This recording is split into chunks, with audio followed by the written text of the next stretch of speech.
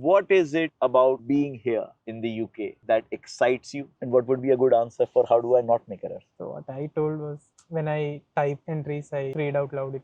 I make visual cues so that, and also that I cross verify, because that's what most employees look for as well. If you're not able to communicate confidently, if you're not able to show that you're confident, It's again what you're mentioning is like 2 points. You need to be able to communicate. You also need to be able to communicate confident. This career in teaching, do you think you can get like further sponsorship after your PSW is completed? I've heard school sponsors first try to get into teaching roles, then use this experience. With the new rules that are coming, the white paper and the recent salary thresholds are rising for sponsorship, does that impact or change your plans? If you are looking to study abroad, then watch this full video and subscribe to our channel to stay updated. This career in teaching, do you think you can get like further sponsorship after your PSW is completed? I've heard school sponsors, even universities, first try to get into teaching roles, then use this experience. With the new rules that are coming, the white paper and the recent development, salary thresholds are rising for sponsorship. Does that impact or change your plans? My plan is to switch careers. Is to switch careers. Yeah. So And for me, it doesn't matter if I get sponsored or not.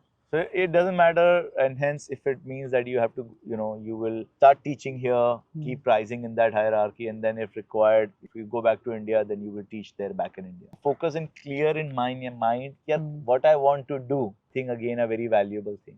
Because then you are consistently putting effort in one direction and not running here and then. That's what I did in the beginning, and I realized it will be all over the place. Yes. Then you don't reach anywhere. You put efforts in a lot of directions. This is good that you are clear and you are putting efforts in one direction. What is it that you believe the employers are looking for, and how do you plan on getting those skills? Teaching. In teaching, yes. Patience is one thing. Mostly, if you have some transferable skills, you should be able to communicate confidently.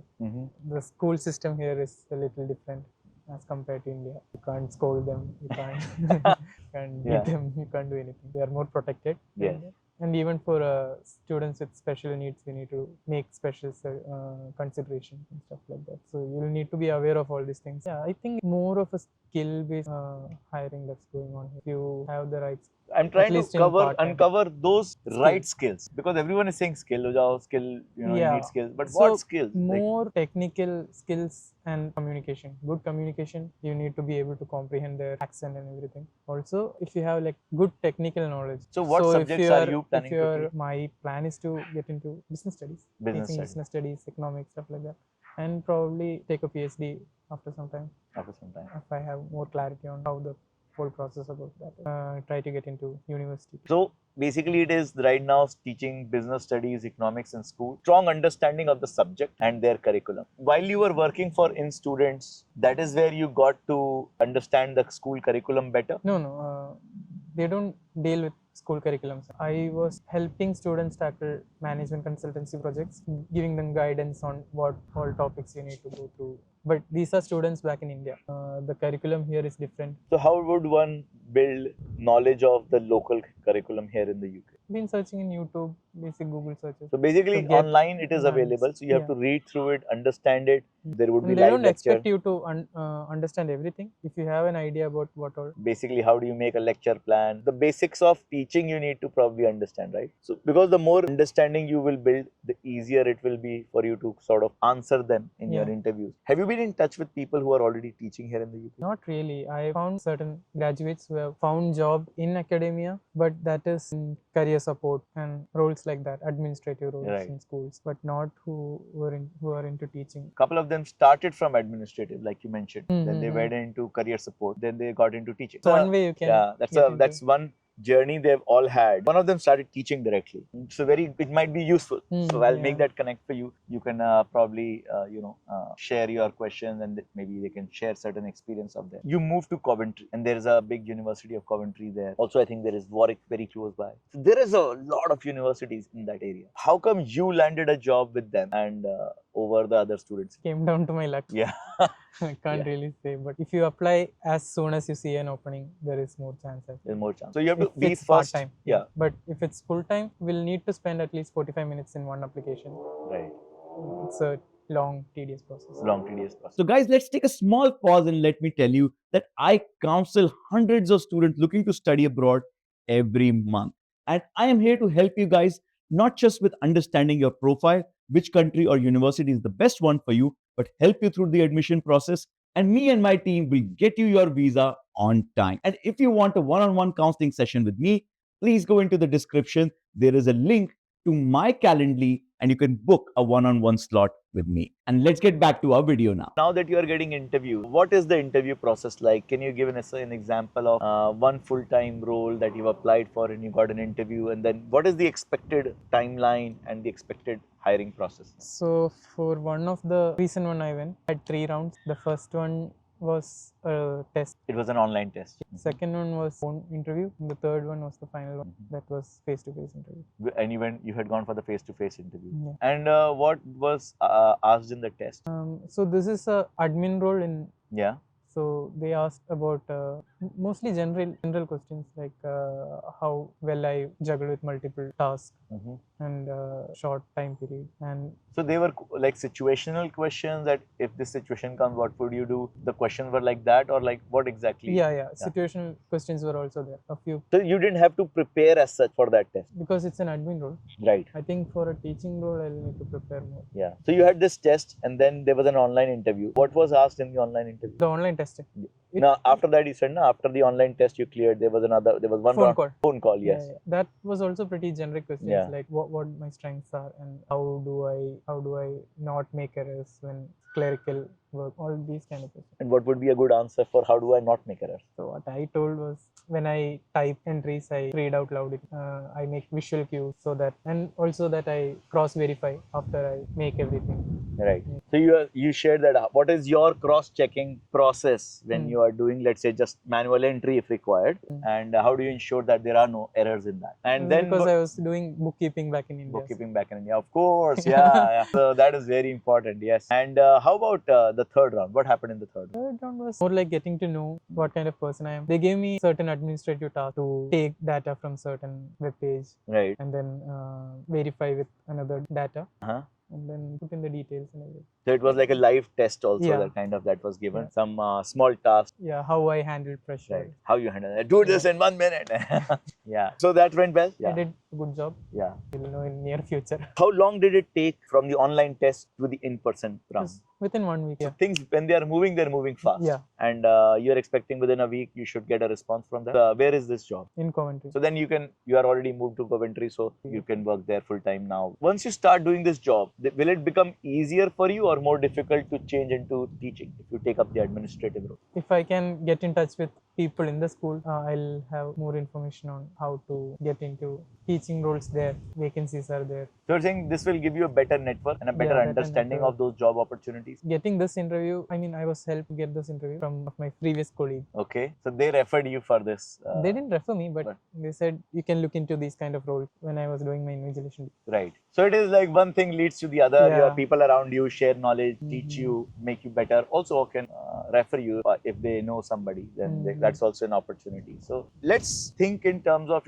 now when somebody as a student, if a student is thinking about coming to the UK, you think it's still a good idea with the new regulations becoming tighter? It's not so attractive anymore. Huge financial burden, so you need to be sure of what your University of Birmingham is very expensive too. Even after scholarship, it will be around 20. Personal growth, I feel, is that there. That is there. Don't be completely blinded by the fact that you have to get a job. Your personal growth will be good. Also, don't just keep UK as your option. Yeah. If you consider other places, there are good opportunities. Other places as in? Europe or back in India as well. Europe and back in India. But and if you're thinking of back in India, then the university reputation will matter. Hell, that's what some of my friends Have been saying. I think it's great that you got a good exposure at University of Birmingham. Do you feel if you had done a more specialized program, let's say, of course it's in hindsight, if you had done some program in education and program in teaching, that would have been more relevant for you today, because since you're looking for a job in teaching and with like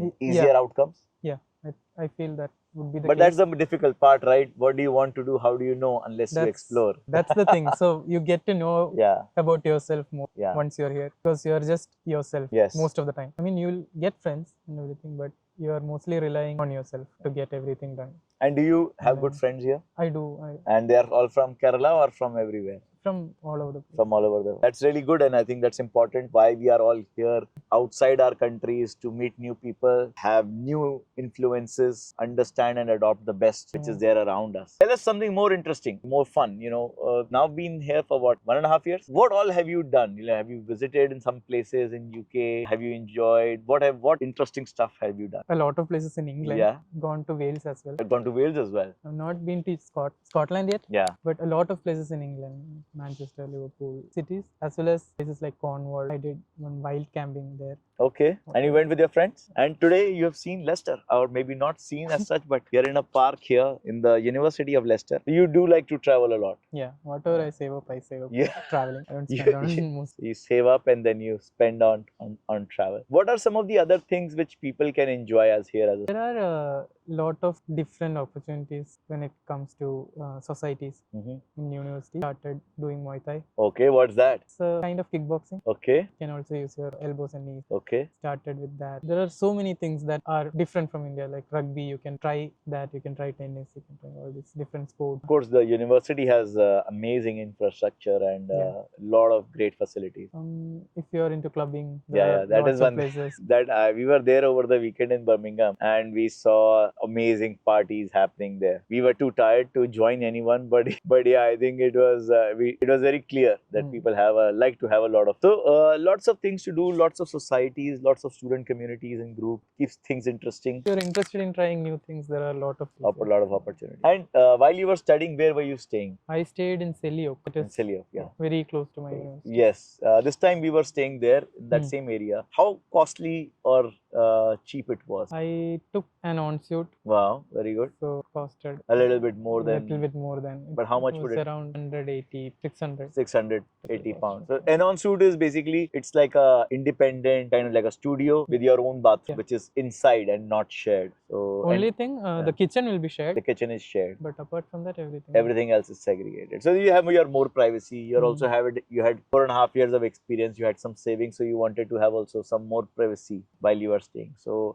many students try to reduce that amount by going for sharing accommodation. I did try that as well. But, you didn't like it? It was 8 rooms and 2 washrooms, and the constant need of telling others clean up after yourself and don't leave things here and there. All these things frustrating because you come home just to relax. And 8 rooms, how many people were staying? 10. About 10 people were staying. Right. Of course, if you share, your cost will go down, but there are challenges of being in a group. All the people living in that house is someone you know, then it would be fairly easier. Much easier, because then you can have those conversations, the tough conversations, more easily. But yeah, I think you can live and have more privacy in Birmingham. Costs of an on-suite, which is your bedroom and washroom independent, would be somewhere around 600 to 700 pounds. You can find cheaper ones as well, with bills excluded. With bills excluded. So you can find some cheaper ones as well. Of course, similar thing in London would cost anywhere above £1,000 for sure. So it's cheaper than London. But yes, all kind of facilities are available. Did you cook? Yeah. You make your own food. I think that's also an important skill to keep your finances under control. I got some friends, so we used to cook together. That also becomes a way to bond,